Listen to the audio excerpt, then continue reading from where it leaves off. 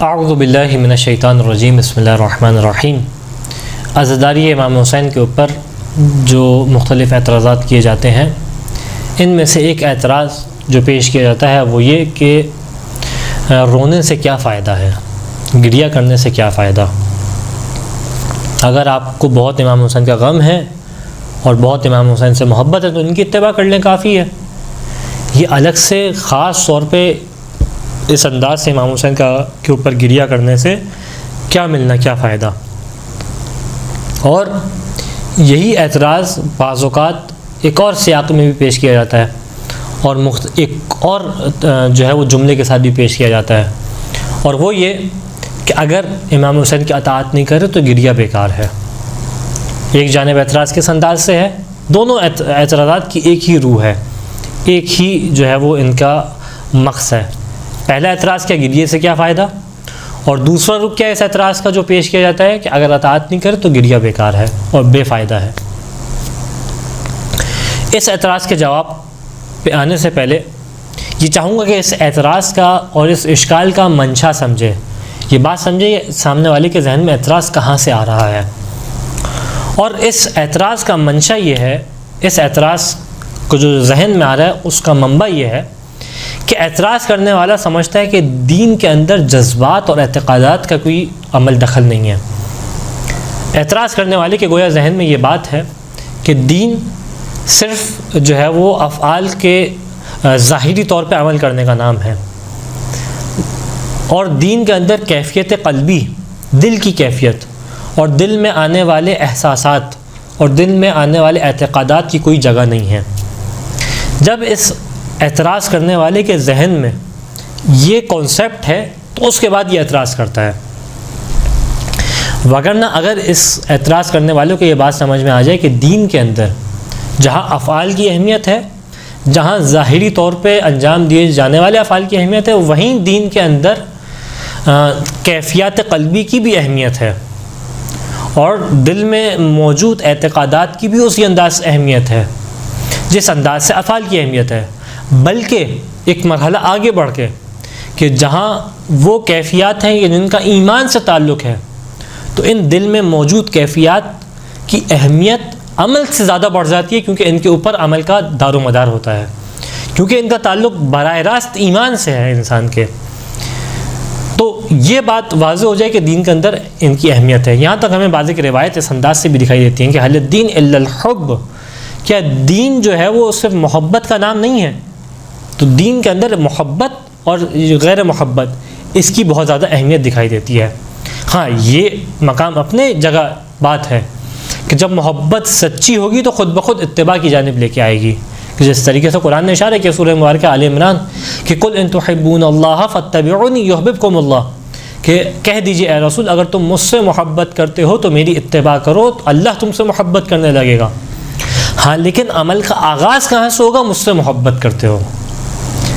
تو دین کے اندر اس کی بہت زیادہ اہمیت ہے، یہاں تک کہ جب مولا کائنات کی صفات کو اللہ کے رسول نے بیان کیا جنگ خیبر کے اندر، تو وہاں جس صفت کو پہلے لے کے آئے وہ بھی یہی صفت ہے کہ یہ کون ہے کہ لَأُعْطِيَنَّ الرَّعْيَةَ غَدًا رَجُلًا كَرَّارًا غَيْرَ فَرَّارٍ يُحِبُّ اللَّهَ وَرَسُولَهُ، کہ کل میں اس کو علم دوں گا کہ جو مرد ہوگا جو کرار ہوگا، فرار نہیں ہوگا، جس کی صفت کیا ہوگی؟ جس کی صفت یہ ہوگی کہ اللہ اور اس کے رسول سے محبت کرتا ہوگا۔ تو مولا کائنات کی صفات کے اندر بھی کون سی صفت کو بارز ترین صفت ہے کہ اللہ اور رسول سے محبت کرتا ہوگا۔ تو اس کا مطلب یہ ہے کہ دین کے اندر بہت زیادہ اہمیت ہے اس بات کی، بہت زیادہ دین نے امپورٹنس دی ہے اس بات کو کہ آپ کے دل کے اندر کیفیات کیسی ہیں خدا کے لیے اور اللہ کے رسول کے لیے، اور اس کے لیے جس طریقے سے بیان کیا کہ آئے مودت، ان شخصیات کے لیے آپ کے دین کے اندر کیفیات کیسی ہیں۔ تو یہ اور عزاداری وہ شے ہے کہ جس کے اندر خاص طور پہ ان کیفیات کا اظہار ہوتا ہے کہ جو شخص رسول خدا سے محبت کرتا ہے اس کا مطلب ہے کہ رسول کے نواسے سے محبت کرے گا، اور جو شخص رسول کے نواسے سے محبت کرے گا نتیجہ یہ ہوگا کہ خود بخود جیسے ہی وہ یہ ذکر سنے گا کہ رسول کے نواسے کو کس طریقے سے بے دردی کے ساتھ شہید کیا گیا، تو خود بخود اس کی مظلومیت کا اور اس کے دل کی محبت کا نتیجہ یہ ہوگا کہ آنکھوں سے آنسو ٹپکنے لگیں گے. وَإِلَّا اس کے سامنے کتنے ایسے مظلوم ہیں جن کا ذکر پیش کیا جاتا ہے, آنکھوں میں اس طریقے سے آنسو نہیں آتے. اور بھی مظلوم موجود ہیں, لیکن خاص محبت ہے رسول سے, جس کا نتیجہ یہ ہے کہ اس کی آنکھوں سے آنسو آتے ہیں. اس کے بعد اگر کہا جائے کہ فائدے کیا ہیں, تو خود فائدے کے لیے بات کافی ہے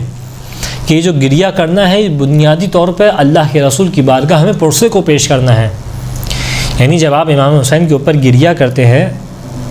تو ایک جانب اللہ کے رسول کو پرسہ پیش کرتے ہیں, ایک جانب اللہ کے رسول کی بیٹی جناب سیدہ سلام اللہ علیہا کو پرسہ پیش کرتے ہیں. آپ ان کی بارگاہ میں اظہار تعزیت کر رہے ہوتے ہیں. یہ صرف ایسے ہی انسان گریہ نہیں کر رہا ہوتا, بلکہ ان ائمہ علیہم السلام کی بارگاہ میں, خاص کر اللہ کے رسول کی بارگاہ میں اظہار تعزیت کر رہا ہوتا ہے کہ اے اللہ کے رسول, مجھے بہت افسوس ہے اس بات کا کہ آپ کی امت کے شرترین افراد نے جو آپ کی امت سے ہونے کا دعویٰ کرتے تھے, انہوں نے آپ کے نواسے کو شہید کیا. اس بات کے غم کے اظہار کے لیے میں آنسو بہا رہا ہوں.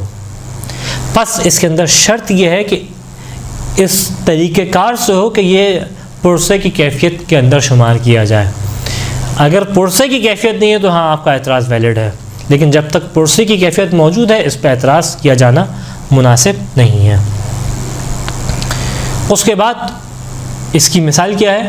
اس کی مثال ایسی ہے کہ جس طریقے سے آپ کے پڑوس میں کسی کا انتقال ہو جائے, آپ جائیں وہاں پہ اس کو پرسہ پیش کریں, اس کو تعزیت کریں, اور تعزیت پیش کرتے ہوئے آپ کی آنکھوں سے آنسو آ جائیں, تو وہاں پہ کوئی آ کے شخص موجود سوال کرے کہ بھائی رو کیوں رہے ہو, مرنے والا مر گیا, چلا گیا, تو عقلاء اس کی مذمت کریں گے, کہیں گے تمہارے اندر کیا انسانیت کا دل موجود نہیں ہے, کہ تمہیں احساس نہیں ہے کہ سامنے والے کو اس وقت تعزیت اور پرسہ پیش کیا جا رہا ہے. اور پرسہ پیش کرنے کا طریقہ کار یہ ہوتا ہے کہ انسان جو ہے وہ گریہ کرے. اس کے بعد ایک اور اہم ترین فائدہ جو روایات کے اندر دکھائی دیتا ہے وہ یہ کہ یہ گریہ کرنا خدا کی بارگاہ میں انتہائی تقرب کا مقام رکھتا ہے, اور خدا ہے جو اس گریہ کرنے والے کے گناہوں کو معاف کر رہا ہوتا ہے اور اس کے اوپر جنت کو واجب قرار دے رہا ہوتا ہے. کس انداز میں روایت ہے؟ چھٹے امام صادق علیہ السلام سے, جو اپنے راوی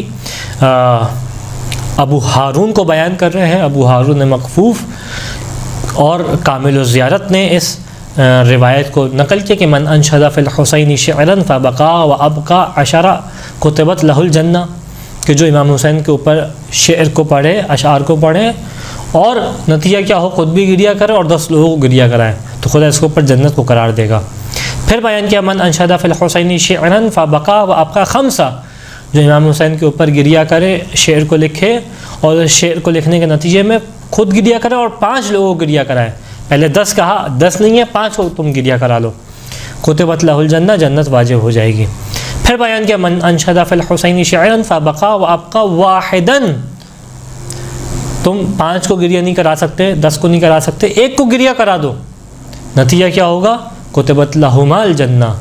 شعر پڑھنے والے کے لیے بھی جنت واجب ہے, سننے والے کے لیے بھی جنت واجب ہے.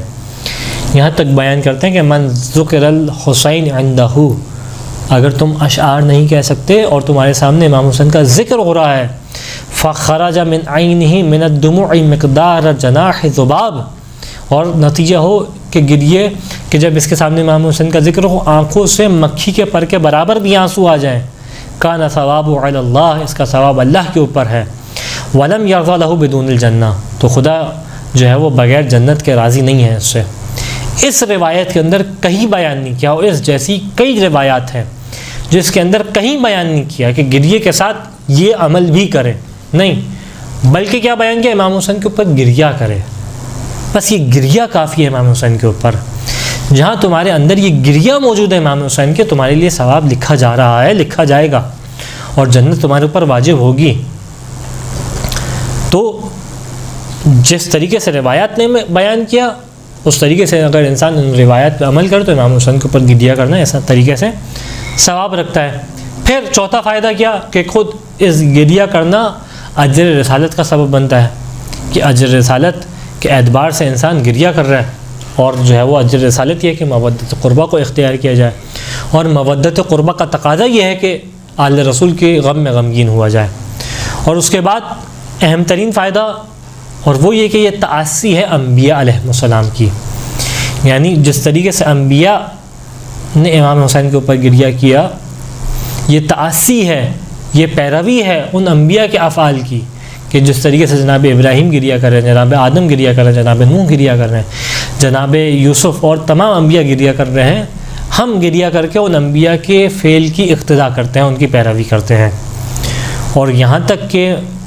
اپنے کسی عزیز کے اوپر گریہ کرنا صرف امام حسین کے لیے مختص نہیں ہے، بلکہ جناب یعقوب کے آپ کے قضیے کو دیکھ لیں کہ قال یا اسفا علی یوسف وابیضت عیناہ، سورہ مبارکہ یوسف آیت نمبر 84، کہ جب جناب یعقوب کو جناب یوسف کی خبر پہنچی تو کیا کہتے تھے؟ یا اسفا علی یوسف، ہائے یوسف، جس طریقے سے ہم ہائے حسین کہتے ہیں، جناب ہائے یوسف کہتے تھے۔ تو اگر گزرے ہوئے کے اوپر اور اپنے کسی عزیز کے اوپر اس طریقے سے ہائے کہنا اور بکا کرنا بدعت ہے اور جو ہے گمراہی ہے، تو جناب یعقوب کے اوپر اعتراض کریں جو کہ نبی خدا ہیں۔ تو یا آصف علی یوسف وابیضت عینا، اتنا گریہ کہ آنکھیں سفید ہو گئیں، ہم نے تو پھر بہت کم گریہ کیا ہے، اور حق ہے کہ امام حسین کے اوپر اس سے زیادہ گریہ کیا جائے کہ جناب یوسف کی آنکھیں سفید ہو گئیں، من الحزن فہو قدیم، کہ آنکھیں حزن سے سفید ہو گئی، بینائی چلی گئی، لیکن قرآن کہہ رہے کہ ہاں لیکن وہ یعقوب جو تھے وہ صبر کرنے والوں میں سے تھے، فہو قدیم، یعنی اس کے بعد بھی جناب یعقوب کو قرآن نے جو ہے وہ یہ نہیں کہا کہ یہ بے صبرے تھے اور بے صبری کے انداز سے گریہ کر رہے کہ نہیں، فہو قدیم، انتہائی کاظم اور صبر کرنے والے تھے، یعنی گریہ کرنا جو ہے وہ خود صبر کے خلاف اور مخالف نہیں ہے۔ اور یہیں سے ہمیں اس اعتراض کا جواب بھی مل جاتا ہے کہ جو کہتے ہیں کہ رونا بزدلی کی علامت ہے، اگر آپ کو کچھ کرنا ہے تو میدان عمل کے اندر آئے، رونا بزدلی کی علامت نہیں، رونا بزدلی کی علامت نہیں ہے۔ اگر بزدلی کی علامت ہوتا تو خود جناب یعقوب کے اوپر قرآن نہیں کہتا فہو قدیم۔ ہاں اگر یہ کہا جائے تو زیادہ بہتر ہوگا کہ جو رقاب رسول کے اندر گریہ کرے، جو میدان میں جا کے گریہ کرے، یہ بزدلی کی علامت ہے، یعنی میدان میں جا کے گریہ کرنا بزدلی کی علامت، رسول کے پہلو میں ہو کے موت سے گریہ کرنا یہ بزدلی کی علامت ہے۔ اس کے برخلاف گریہ کرتے ہوئے یہ جملہ کہنا یا لیتنی کنت معکم فافوز معکم، کہ اے کاش میں آپ کے ساتھ ہوتا تو آپ کے اوپر قربان ہوتا اور آپ کے ساتھ کامیاب ہو جاتا، تو اس انداز سے گریہ کرنا بزدلی کی علامت نہیں، عین شجاعت ہے کہ کاش میں آپ کے ساتھ ہوتا تو میں بھی اپنی جان کے نذرانے کو آپ کی خدمت میں پیش کرتا۔ خدا مند متعال سے دعا ہے کہ ہمیں بہترین انداز سے خلوص نیت کے ساتھ امام حسین کے اوپر گریہ کرنے کی توفیق عطا فرما۔ وآخر الدعوانا ان الحمد للہ رب العالمین۔